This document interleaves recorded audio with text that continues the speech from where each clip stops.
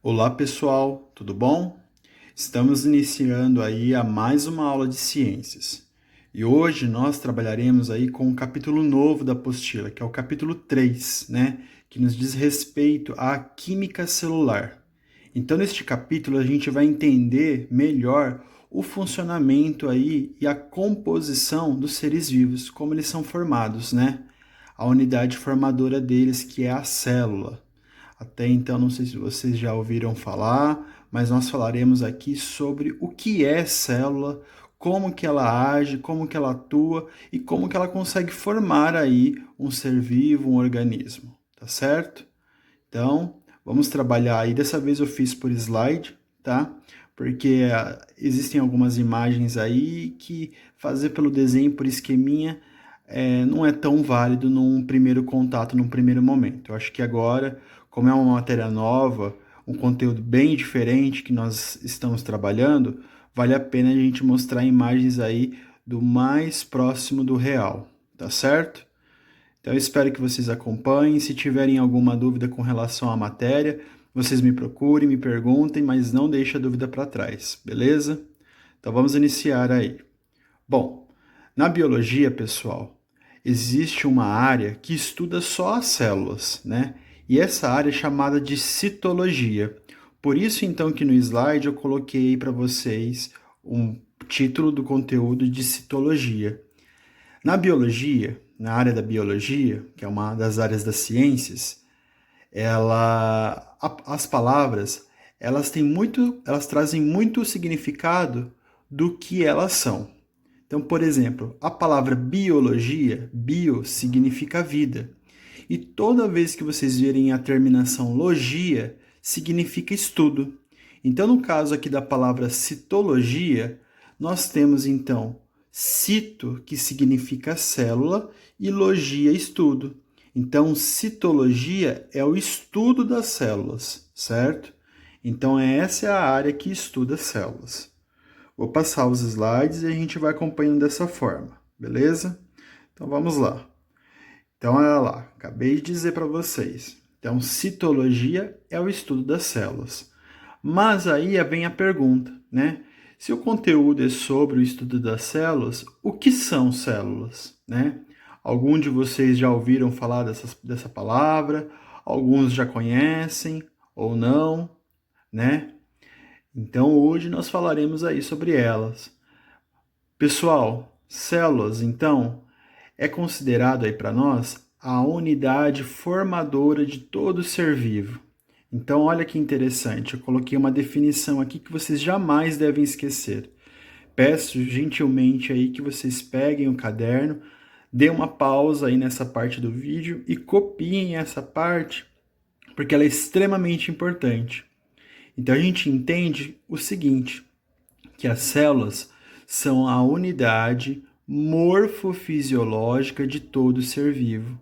Então, a menor estrutura, ela é considerada a menor estrutura formadora para poder formar um ser vivo. Então, um ser vivo, como no caso nós, seres humanos, animais, plantas, bactérias, fungos, eles precisam aí da célula para serem formados o que eles são, certo?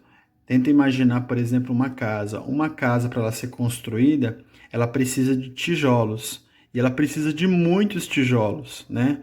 O nosso corpo é a mesma coisa.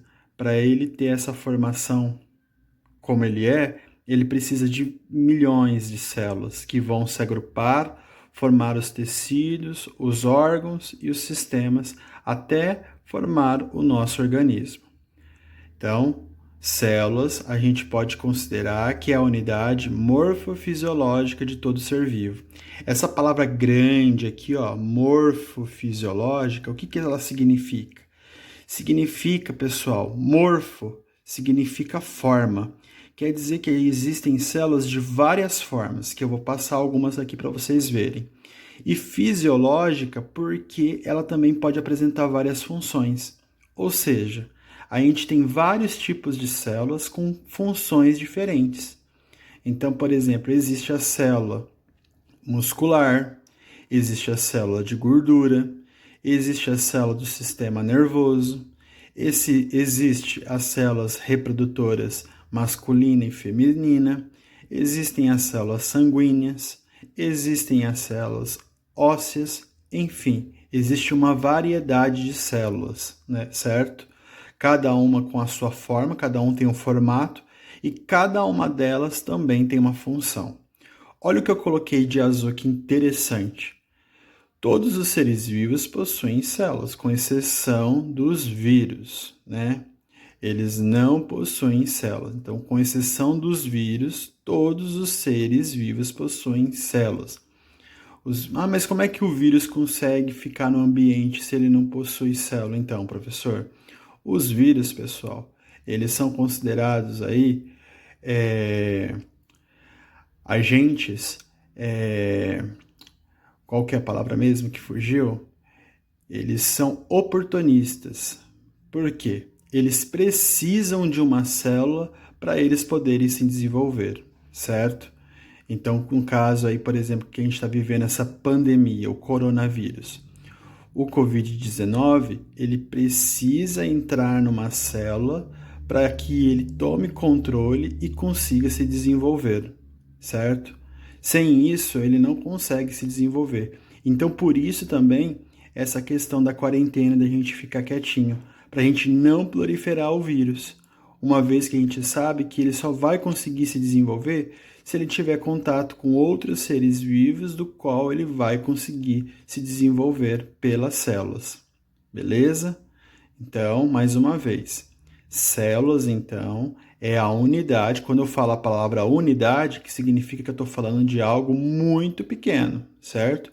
Morfofisiológica quer dizer que pode ter várias formas e várias funções de todo ser vivo. Beleza? Vamos mudar aqui o slide. Então, olha só. Essa é uma imagem aqui aumentada, um pouco ilustrada, porque não é totalmente assim, de formatos de células. Então, para a gente ter a formação dos seres vivos, o nosso organismo, por exemplo, como eu já falei, precisa aí de milhões de células, certo?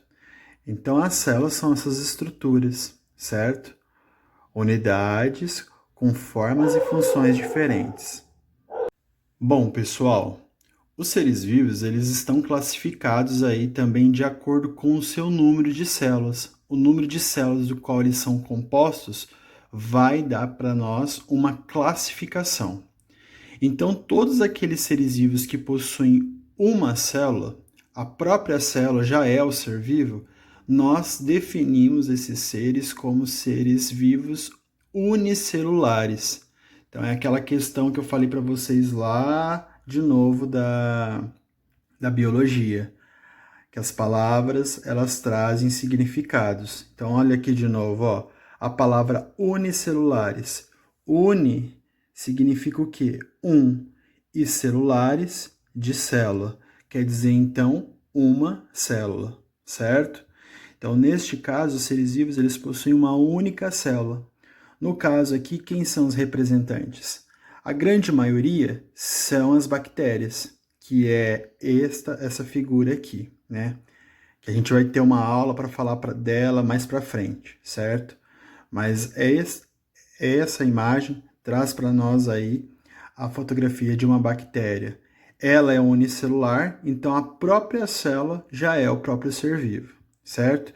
E aqui à nossa esquerda, nós temos a imagem de uma ameba, que no caso é um protozoário, também é unicelular. Esses seres vivos não dá para ser visto a olho nu, pessoal. Precisa de um microscópio. No caso aqui dessas imagens, elas foram fotografadas através de um microscópio, certo? A gente não consegue enxergar elas sem equipamento, beleza?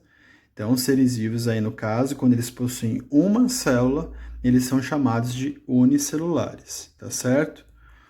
E quando eles possuem mais de uma célula, eles são chamados aí de pluricelulares, certo? Eu coloquei aí os principais representantes, que são os animais, as plantas, os fungos e algumas algas. Então, olha lá, todos os seres vivos que nós conhecemos então agora passam a ter aí, para ter a formação do seu ser vivo, de várias células, né? Todos esses seres vivos, eles precisaram de milhões de células para que eles pudessem ter a forma que eles têm, que eles possuem, certo?